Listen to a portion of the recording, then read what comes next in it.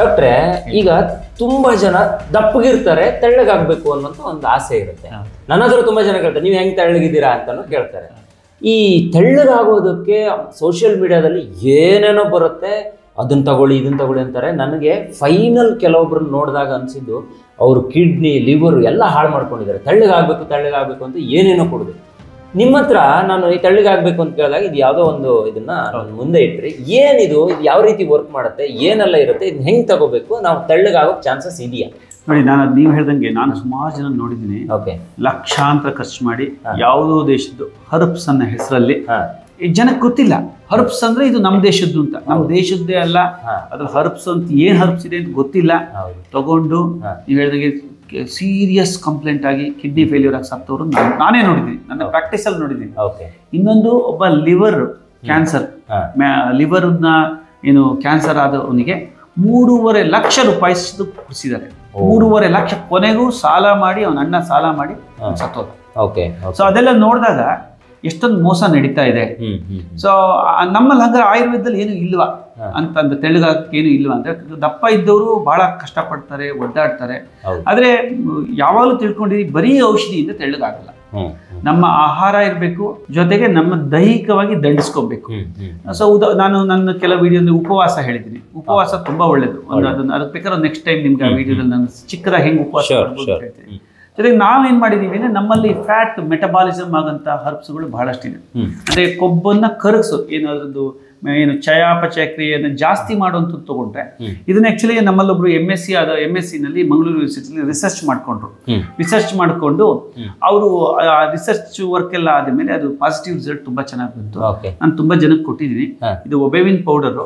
ಇದರಲ್ಲಿ ಇರೋ ಸಿಂಪಲ್, ನಾವೇನಿದನ್ನೇನು ದೊಡ್ಡ ಯಾವುದು ಏನ್ ಹೇಳಿ ವಿಷಯವನ್ನ ತುಂಬಾ ದೊಡ್ಡದಾಗಿ ಏನೋ ಅವಶ್ಯಕತೆ ಇಲ್ಲ.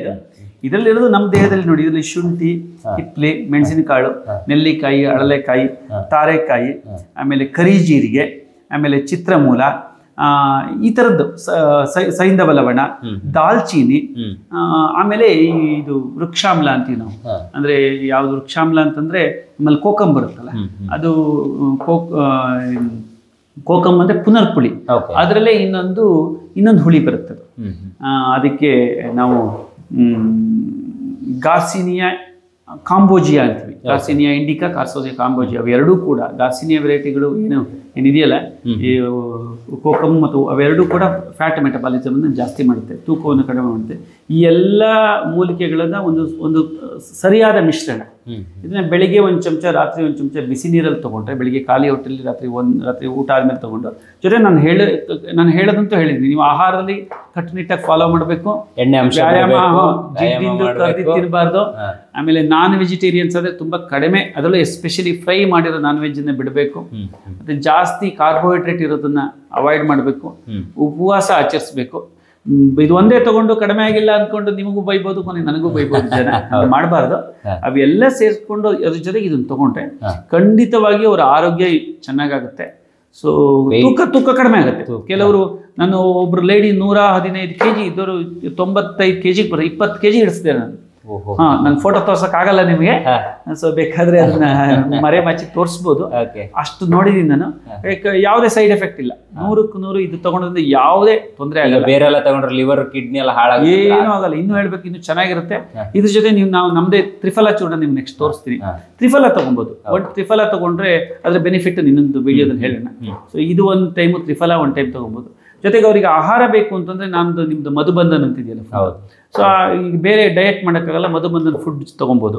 1 ಟೈಮ್ ಅಥವಾ 2 ಟೈಮು ಫುಡ್ನೇ ಸ್ಕಿಪ್ ಮಾಡಿ ಊಟದ ಬದಲಿಗೆ ಅದನ್ನು ಬಳಸ್ಬೋದು. ಖಂಡಿತವಾಗಿ ರಿಸಲ್ಟ್ ಸಿಗುತ್ತೆ. ಜೊತೆಗೆ ಅವ್ರಿಗೆ ಬೇರೆ ಅನುಕೂಲನೂ ಆಗುತ್ತೆ. ಉದಾಹರಣೆ ಜಾಯಿಂಟ್ ಪೈನ್ ಕಡಿಮೆ ಆಗುತ್ತೆ, ಜೀರ್ಣಕ್ರಿಯೆ ಸರಿಯಾಗುತ್ತೆ, ಮಲಬದ್ಧತೆ ನಿವಾರಣೆ ಆಗುತ್ತೆ. ತುಂಬಾ ಒಳ್ಳೇದು. ಖಂಡಿತವಾಗಿ ಧೈರ್ಯವಾಗಿ ಬಳಸ್ಬೋದು. Yes sir.